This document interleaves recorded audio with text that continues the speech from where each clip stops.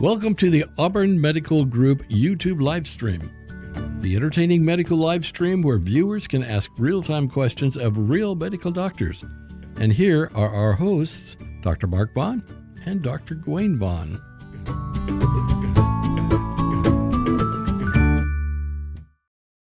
My best. Hello, welcome to the Auburn Medical Group YouTube live stream with special guest Justin Tynan, our new PA at the Auburn Medical Group. Justin, welcome to the show. Thank you. And welcome to the Auburn Medical Group. Thank you. And welcome to Auburn, kind of. And we'll get into that. We also want people to know that are watching live that we are responding to the chat. We can read it. So if you send us messages, we will reply. If you have questions for Justin or for myself, or if you have comments about something going on medically in the news or whatever, we'll be glad to have a conversation with you. So go ahead and do that. For people who are watching after the fact that didn't catch this live at 4:30 on today's Wednesday, I'm sorry you missed it. You may want to subscribe and hit that bell icon so you get notifications so you don't miss it in the future. Okay, so we already have greetings from Lindsay Antwine. Hello, Lindsay. Lindsay's one of our very regular viewers and actually supports it. She pays money to get her name on the end of the video. Okay. Other people do that too. You can do that if you want. or you can be a guest on the show and you get your name right there on the screen. Right on. It's kind of cool. And we also have greetings from Kristen Leginsky, I believe you pronounce it, saying hello, doctors, and Laura Barzik. Hi, everyone. Laura is also a very big fan of the show, and she participates in the show a lot. And I believe Laura is from Chicago, I think. Does that sound right? Does anybody know where Laura's from? No. Laura, correct me if you're not from Chicago. So we have people watching from all over the place. We also have Rotorus J. Scott saying hello, guys. We have Miss C saying hello from Syracuse. So lots of people from lots of places are watching and participating in the conversation. And we'll go ahead and get started with finding out about the real Justin. Justin, you recently graduated from PA school? Yes, I did, yeah. Which one? Toro University in the Bay Area. In the Bay Area. When you say, we know what Bay Area is, but I don't know. San Francisco. San Francisco Bay Area. Technically Vallejo. But North of the Bay. Yeah. Just at the very northern extent of the San Pablo? Yes, Bay? it's at the point there, yeah. So we call it San Pablo Bay on the north part. Yeah. And there used to be a Navy base An old naval base. The first one on the West Coast, actually. Was it really? Yeah, they built the submarines there for World War II. And the name of it was? Mare Island. Mare Island. Yeah, naval base, yeah. I know Mare Island from when they had the X-Files Expo in 1996, I think, and one of the locations was Mare Island, and they would have different people who worked on the show up at different. Am I saying this publicly? That I know stuff like this, and that I attended the one in Chicago. Okay, let's move on to other questions that we might have for Justin. Okay. You actually are familiar with Placer County because I went to high school in Rockland, so yeah. Excellent. Yeah, so not too far away from Auburn and Placer High School, where many of us attended. And you graduated from Rockland, if you want to share what. Oh, 2009. 2009. Graduated from Rockland in 2009. And went down to Santa Barbara for undergrad, so. Yeah. And then Santa Barbara, so yet another gaucho, like there's three of you? There's a bunch of us. Holly and Megan and you. Met a few patients from there the other day. Oh, did you? Yeah. Okay, good. We are Legion. We are Legion. I thought you were gaucho. They changed it to Legion. No, it's gauchos. Okay. And you graduated from UCSB when?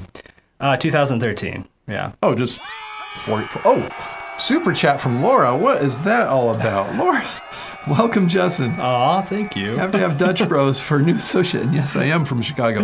Yes, Dutch, we didn't have time to do the Dutch Bros today. We've taken you there, though, right? Yes. And you know what they are because there's one in Rockland. Yeah. Yeah, so he actually is not a stranger to the Dutch Brothers experience, so that's good. But yeah, we should do it, except when I do it for the shows, I stay up. Oh, yeah. Way past midnight. I think like 12 hours after I have a Dutch Brothers, I'm still awake. A lot of caffeine in those things. So absolutely, Laura, we thank you for participating in the show. And you heard and saw the thank you there. So grew up in Rockland, went to, I guess, the public school system in... UC Santa Barbara, yeah. No, in Rockland. Oh, Rockland High School. I went to growing up. Yeah. And then, so before applying for the job here at the Auburn Medical Group, had you come to Auburn for anything? Were there events that are up here or family you visited or? Not really. I mean, my mom's a trail runner, so she would come up here. So Okay. I would do like hikes along, Cardiac Hill with her every now and then. Okay, But so, other yeah, than you that, did know yeah. cardiac before Yeah. we even anything. Talking, you knew about cardiac, and so the canal trail, you know that, Yes. of Yeah. course. Just ran it yesterday. Just ran it yesterday. So, in addition to coming to work in Auburn, you also are living very close. Yes. Yeah. I live near the canyon there. Close yeah. enough that you can just go from your place and go for a run, or Exactly, Are you yeah. running or hiking or? Oh, I'm walking? running generally. Running. I'm still trying to get in shape. It's a run hike.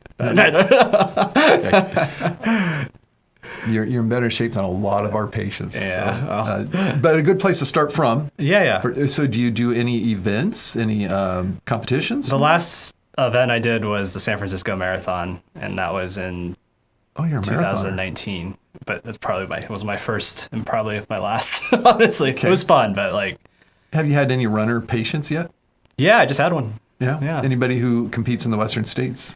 Not yet. I haven't had one of those. Okay. yeah, We actually have patients who have these. Okay, you get a belt buckle. yeah, completing the 100 miles in a day. Yeah.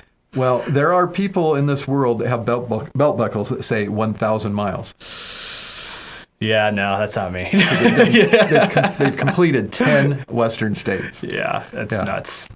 So, More power to them, though. Gosh. If my patient who I'm thinking of, who always wears his belt buckle, comes in, I'll have him show it to you. Hey, I would wear it all the time too if I did Yeah. that. Honestly. Yeah. And then there's another one. You're familiar with the horse race in Auburn? yeah. Well, in Auburn. It ends in Auburn. The Tevis Cup from, let's see, it starts in Roby Park, I think, up in Truckee. Okay. And then I believe that's what it's called. And then ends in Auburn. Interesting. Very close to where the Western States ends, of course. Yeah. The trail is the same for Yeah. both almost the whole way. And we have patients with 1,000-mile buckles from that, too. Yeah. Endurance capital. Endurance capital of the world. Come to Auburn to run your races. Oh, man. So Dr. Gawain and I, we have done at least 3 times, maybe more, the 10-mile resolution run in the canyon. I don't know if we're going to do it this year, but lots of 10Ks and half marathons. And Yeah. I think Dr. Gawain did a full marathon once. I think. I think you did too. I think Okay. you told me that. Yeah. So maybe we'll run something together, although you'd probably do a longer distance than I don't know. I think I'd be up where you guys are right now. I'm still training back to be able to do the competition. So let's see what we have on the comments here. Oh, Cindy Bond retracted her message. Hi, Cindy. We're glad that you're out there and we're at least watching, even though we don't know what it was that you said. But I'm sure everybody else saw it and was thrilled to see what your comment or question was. We might see her out on the trail. Who knows? Have you run into people when you're out on the trail? Meeting people from Auburn or? Not really. I mean, like, I'm generally like sucking wind at that point, so I'm not really talking to people. Are you meeting your neighbors?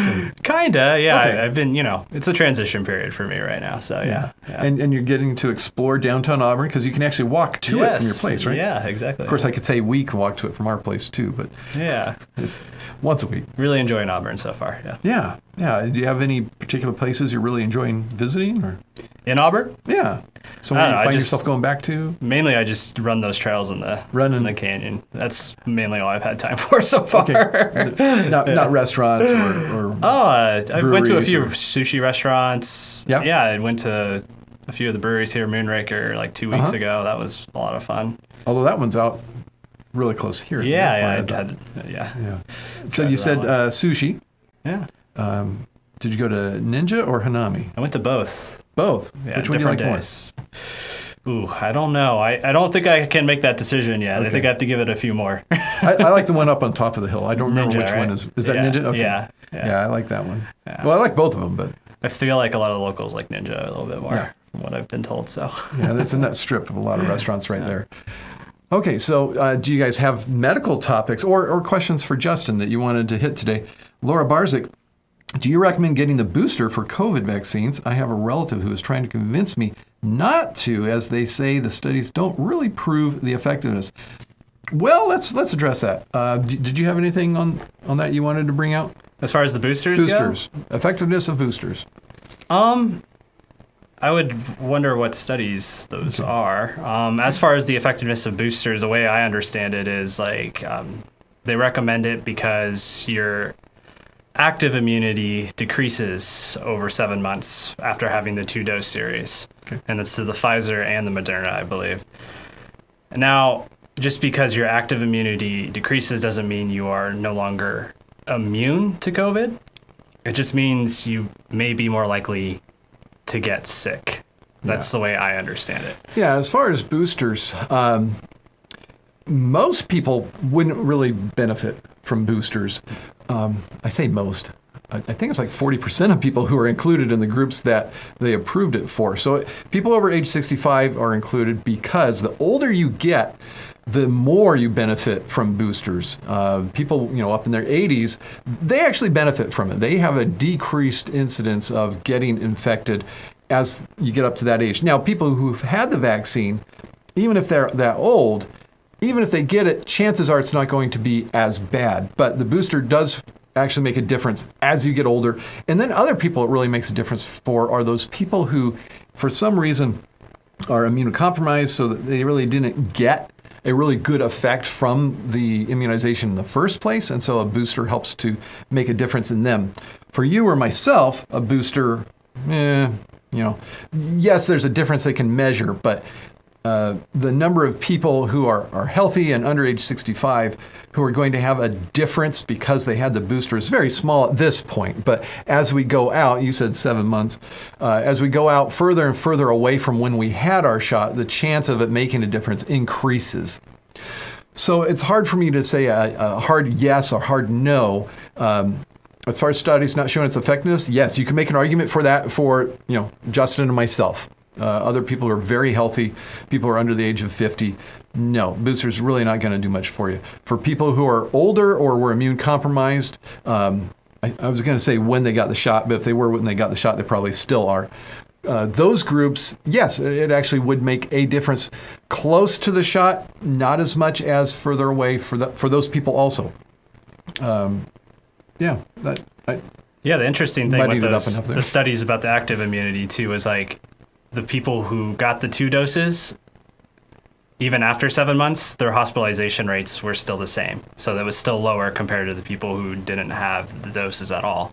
Mm-hmm. So I guess that is kind of the argument, like, is it effective or not? Okay. Since if you got the 2 doses, you're still protected against hospitalization. Yeah, absolutely. And even though you may get it, like he said, not hospitalized, not dying from it. There are breakthroughs, people who died from, like Colin Powell. Colin Powell died even though he had the vaccine. And of course, people who are anti-vax point at that as if that's an entire argument in a single person. We're very sad about that single person, but no, that's not, that one death was not a reason to, counter the, millions. Small sample size. Not millions of deaths. Well, let's see, where are we at now? Total deaths in the United States, last time I looked, it was approaching 500,000, I believe. I think it's around 700. Okay, so it's gone up since then. Yeah. Yeah. So that's a lot of people. And here in our own hospital, it's about 10 to 1 or maybe 12 to 1, something like that. The number of people who are hospitalized for COVID, 12 unvaccinated for every vaccinated in a community where most people are vaccinated. So yes, that would prove out right there that the vaccine is effective at preventing hospitalization. The studies are also looking at who is getting Delta variant. At first, it looked like you're nearly as likely to get it if you're vaccinated as if you're not. Now it looks like it's not that bad. The vaccination does provide protection against getting it, in addition to great protection against hospitalization or death. Okay, so I hope that answered Laura's question. She says, thanks. I have several autoimmune diseases and wanted to err on the side of COVID. Yeah, you would be eligible for it. We'd recommend you get it. We recommend Deborah Ronker get it. Hi, Deborah. Welcome to the chat. We're glad to have you here. So we do have some people watching and even interacting. Did you have specific questions for our new PA, Justin? So it's been 2 or 3 weeks. It's been about 3, yeah. We're in the middle of the 3rd, I guess, right? Yeah. And you've been living in Auburn about the same amount of time, and you haven't run away screaming, pulling your hair out. But and we appreciate that. But we do know that, there's an adjustment when you come in all new patients and you're going from school to actually doing it for real. So I'm sure everybody out there, and we want to absolutely welcome you, but also say we are here for you for questions and sure. Yeah, I really appreciate it. There's been a lot of support so far. Good. Yeah. Very good. We're glad to hear that. Miss C also says the flu vaccine is only good for 6 months. That is a message that, have you have patients think that also? Oh, yeah. Yeah, it's a message that's out there. The effectiveness of flu vaccines decreases over time also. 6 months, well, that's I don't know about that, but it will get you through a flu season for sure if you get it, in August to October. And because there is some decreasing lasting and effectiveness of flu vaccines as people get over age 65, the standard is now to give them a dose that's, I believe, 3 times the strength of the regular dose. And that's, of course, the one that we give to people age 65 and older. And that gets you over that problem of it wearing off with time. So people who are under age 65, you're fine, and don't have problems with their immune systems also, are fine with getting the regular flu shot. And then people over age 65, we recommend they get that triple strength or so-called high dose. And I believe it's now standard for all of the flu shots to have quadrivalent coverage, yes. covering 2 influenza A viruses and 2 influenza B viruses. Adding on that second B doesn't add on that much, because usually when they show which viruses are going around, it's almost always A. And when it is B, the one that is more prevalent of the Bs is already down to less than 25%, I think. Maybe even less than that. But it does provide that extra protection against, well, what if that lower B virus somehow mutated and became the more common? Then they do change it every year according to which strains of influenza seem to be on the way. We have alternating flu seasons between the northern and southern hemispheres, so that gives you a way to kind of see what's up and coming in the world of influenza viruses every year. And then they get that new vaccine out. You already have yours? Yes. I already have mine. We've been giving a lot of them out here, both the regular and the high dose. Miss C says, I love my PA. I always have good luck with my PAs. Excellent. That's great to hear. My PA recommend getting the flu vaccine at the end of October so it lasts longer. I am 48 with cirrhosis and cardiomyopathy. End of October. We're past the end of October, so absolutely I'd say get it anytime. We don't recommend waiting a particular time now, especially with the high dose for people over age 65. People are younger that don't have cirrhosis, of course. We would recommend that they just go ahead and get it as soon as they can. There's also a phenomenon of getting a vaccine when it's available is better than possibly not getting it later, and that's always a risk that we as medical providers have when we have somebody in the office and we have a flu shot right there. Even if it's August or September, we will absolutely recommend they get it, because the number of people who don't come back, who we say, oh, come back in October for it, is high enough that it's a risk to every patient that you don't give it to when you could have. There's just stuff comes up and life happens, and if you miss your chance, it's kind of like dosing medications. The fewer doses throughout the day that you require a patient to take a medicine, the more likely they are to actually take each dose. So we try to have medicines that are once daily as much as possible. And of course, patients will often ask me about taking antihypertensive medications in the evening. That's when we prefer for them to be taken. And there's studies to show that patients who take them before they go to bed do better than people who take it earlier in the day. But if a patient just has a life schedule that doesn't allow for taking the medicine in the evening, or they just can never remember to take their night pill, it's better to take it than to not take it. So, yes, there's ideal for some times a day for some things, but very few things that you're going to be better off for waiting until the right time and risking not taking it. Very well put. Oh, thank you. And here we go. Oh, we got some actual questions about PAs. This is Laura Barzik. I love seeing the PA in the doctor's office I see for spinal issues. Really cuts down on wait times for appointments. What types of duties can a PA not perform? What can you not do? So generally... Can you do this? I don't think I can. Medically, though. What? Medically, generally, we can't perform surgical procedures by ourselves. There needs to be a doctor supervision for that. So that's generally one of the things that guides our practices, basically. So as far as PAs go, we need to have, as far as California state law goes, we need to have a doctor supervisor. But we can do pretty much everything a doctor does with some training.